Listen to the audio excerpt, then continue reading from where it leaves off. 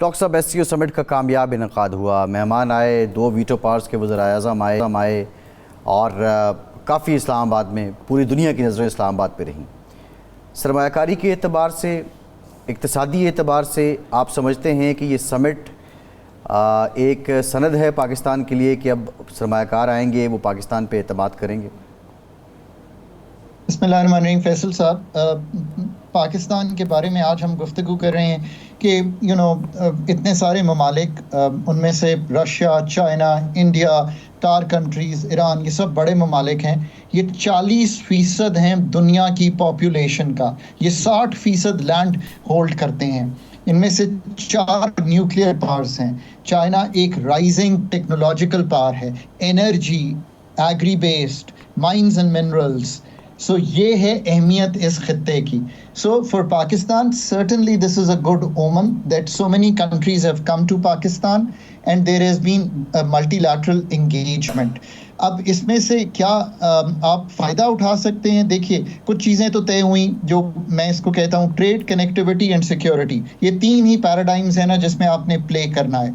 इसमें ये हुआ कि एक SCO बैंक नया आएगा, एक SCO फंड क्रिएट होगा, और अहमियत इस चीज़ की कि दुनिया में जो खित्ते ईस्ट एशिया को देखिए तो आसियान, वो जो SCO की ट्रेड है उसका एक तखमीना आपको दे दूं, बहुत कम लोग देंगे, $500 अरब का है इस वक्त। गो बैक फ्यू ईयर्स तो ये 300 थी।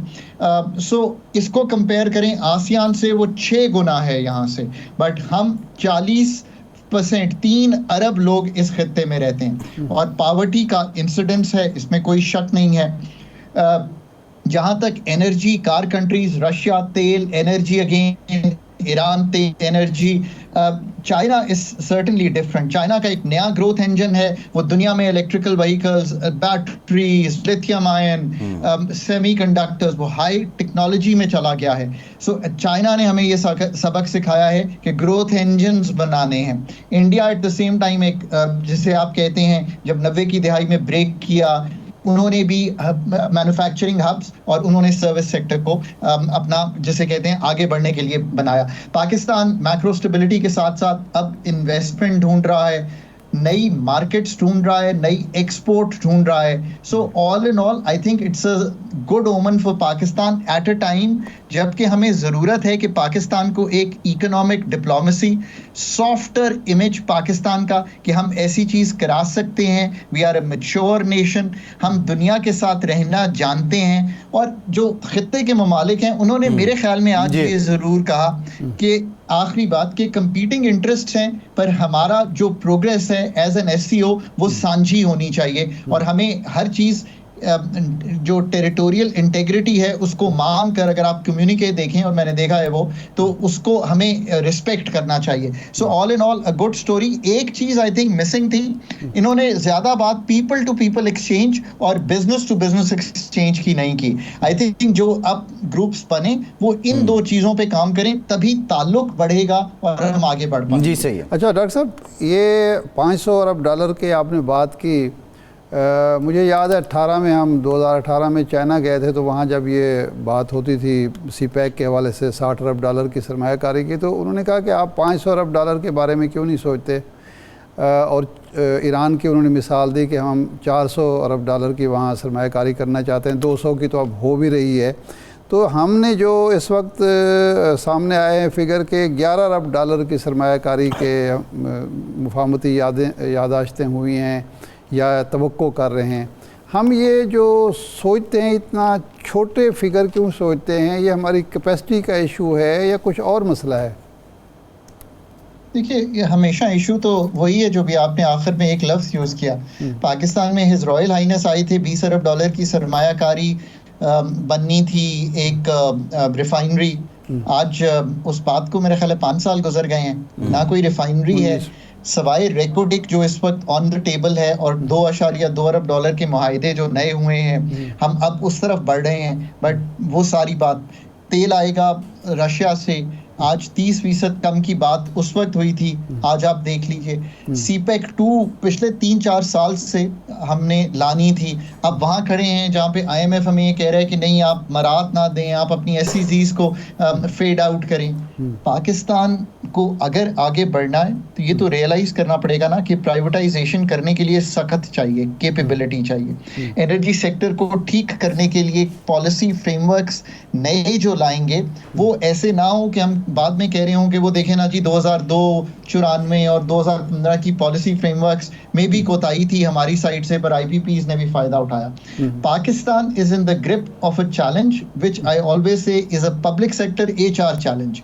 उसको जब तक ओवरकम नहीं करेंगे तो जैसे आप फरमा रहे हैं इन 11 अरब डॉलर की जो ये हुजम है MOUs का, इसको भी अगर आप बना लें into real good on the ground सरमायाकारी एक्सपोर्ट रिलेटेड। अब जो पॉलिसी फ्रेमवर्क है वो यही सोचना है ना, मसला क्या है कि एक्सपोर्ट 30 अरब डॉलर की है, क्रॉस नहीं कर रही, 18-19 उसमें से टेक्सटाइल है, बाकी लेदर और फार्मा और बाकी मिलाएं और एग्रीकल्चर मिलाएं तो ये टोटल एक्सपोर्ट है मुल्क की। बेच नहीं पाते दुनिया को, जो दुनिया को बेचेंगे नहीं तो एक खसारे में खड़े रहेंगे। अब बताइए कि आपने क्या करना है। मुआहिदों से याद आया, मैं नया गवर्नमेंट में आया था तो उस वक्त FODP एक चीज होती, friends of democratic Pakistan, 5 Arab dollar.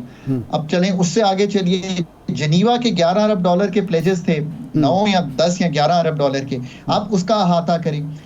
एक तो बात है कि जो भी कर रहे हैं उसको अमली जामा पहनाना जो है, इस कॉन्फ्रेंस में भी आखिर में बड़ी अच्छी बात हुई, और मैं हमेशा कहता हूँ ये बात हुई कि ऑपरेशनलाइज, एफिशिएंसी, इफेक्टिवनेस, ये 3 लफ्ज यूज हुए। ये 3 लफ्ज मेरे लिए तो जिसे कहेंगे ना, hold the most promise of all the things that were discussed. ये कैसे हमने सब कुछ जो है उसको अमली जामा पहनाना है। डॉक्टर साहब ये बताइए, स्पेशल इकोनॉमिक जोन के आपने बात की तो IMF हमें पाबंद कर रहा है कि नए स्पेशल इकोनॉमिक जोन आप नहीं बनाएंगे, तो ये चाइना के साथ मिल के हमने CPEC के हवाले से बनाने, ये पाबंदी उन पर भी आयद होगी या वो इससे मुस्तस्ना है? देखिए विद द IMF, और इस पे हम किसी दिन प्रोग्राम में पूरा MEFP जो डॉक्यूमेंट होता है जो पाकिस्तान या कोई भी अथॉरिटी साइन करती हैं उसको डिस्कस कर लेंगे।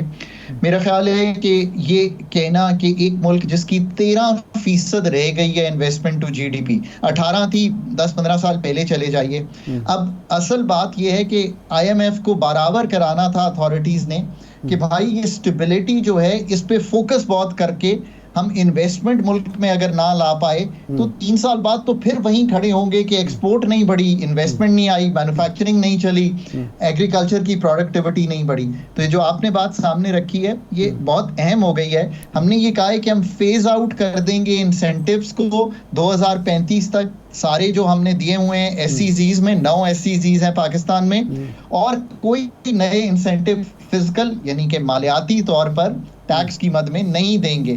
तो अगर ऐसा है तो आई एम नॉट श्योर कि जो CPEC 2 का जो फ्रेमवर्क है उसमें अगर कोई इंसेंटिवाइजेशन की ज़रूरत है तो वो कैसे करनी है, इसको पढ़ना पड़ेगा, रिसर्च करना पड़ेगा, और मेरा ख्याल है कि IMF से दोबारा डिस्कशन करने में कोई हर्ज नहीं है। मैंने एक बात अथॉरिटीज़ पाकिस्तान की भी बाहर भी ये देखी है कि इन्वेस्टमेंट स्पेशलिस्ट टेबल पर अथॉरिटीज़ की साइड से बहुत कम होते हैं। सो जो गुफ्तगू है वो शायद उतनी बराबर नहीं करवा पाते, वो अपना पॉइंट ऑफ व्यू वो इतनी जिसे कहेंगे अपनी फोर्सफुली नहीं बता पाते कि ये सारी सिचुएशन है, इसमें हमें कुछ अरसा इसको डिले करना चाहिए।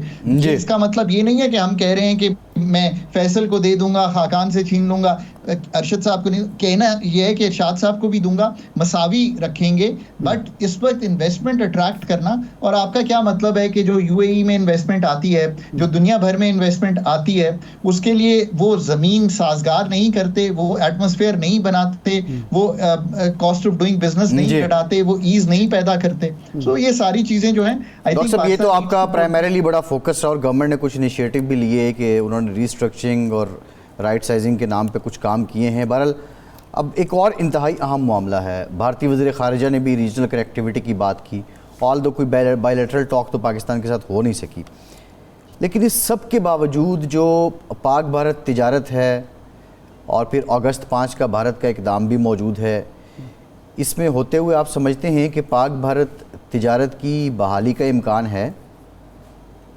यार फैसल, कैन आई से दिस, एक चाइना है ऊपर, इतना बड़ा मुल्क, ठीक, पूरी कार कंट्रीज की मार्केट मौजूद है, पूरी ईरान की मार्केट मौजूद है। क्या हमने अपनी चीज़ें इतनी अच्छी बना ली हैं या इतनी एक्सपोर्ट की सरप्लस बना लिया है कि हमने ये सारा कुछ बेच दिया हो। मतलब मैं हमेशा जब ये कोई सोचता है इंडिया से ट्रेड का, तो मैं कहता हूँ कि पहले तो ये कहना कि ये सारी जो मार्केट है मेरी, ये वेस्ट की, ये ऊपर की, और हम कहाँ हैं, सेंट्रल और साउथ एशिया के दरमियान में हैं, और मिडल ईस्ट का हमारे पास एक्सेस है। क्या हमने ये सारा एक्सप्लॉइट कर लिया है? फूड बास्केट मिडल ईस्ट की हमने कर ली है कि अब हम चाहते हैं कि हम वहाँ पे जाएं जहाँ पे और भी बहुत सी कबातें हैं। सो माय टेक इज कि पहले ये देख लें। दूसरी बात ये है कि आज इंडिया से Pakistan has been a great host, इसमें कोई शक की गुंजाइश नहीं है। Kudos to the Pakistan authority, well done. आज एक चीज़ ज़रूर ब्रेक हुई है कि दोनों जो फॉरेन ऑफिसर्स हैं, उनके फॉरेन मिनिस्टर और हमारे फॉरेन मिनिस्टर की एक इंटरेक्शन हुई है। So on the side lines तो नहीं कहेंगे, ऑन द लंच टेबल ही अगर गुफ्तो शनीद हो तो चलें, एक राह हमवार हुई है। We have started talking and I think कि इसको आगे बढ़ाया जा सकता है। देखिए, अभी हमें ये फ्री ट्रेड से आगे पाकिस्तान के बारे में सोचना है कि हम क्या इनोवेटिव प्रोडक्ट्स, क्या पैदावारी सलाहियत, क्या टेक्नोलॉजिकल अपग्रेड करेंगे कि हमारी प्रोड्यूस ऐसी हो कि वीट की खपत बढ़े, राइस की पाकिस्तान में सप्लाई बढ़े। हम इन चीज़ों को बना तो लेना पहले, फिर बेचने की भी गुंजाइश कर लेंगे। और ये इतनी बड़ी मार्केट है, और India of course with in that framework. और इंडिया से जब लास्ट ट्रेड हुई है, अगर मुझे सही याद हो तो बड़ी लॉपसाइडेड थी, बहुत ज़्यादा हुजम था जो इंडियन मार्केट की चीज़ें पाकिस्तान आ रही थी। तो ये बड़ा स्टडी करना पड़ेगा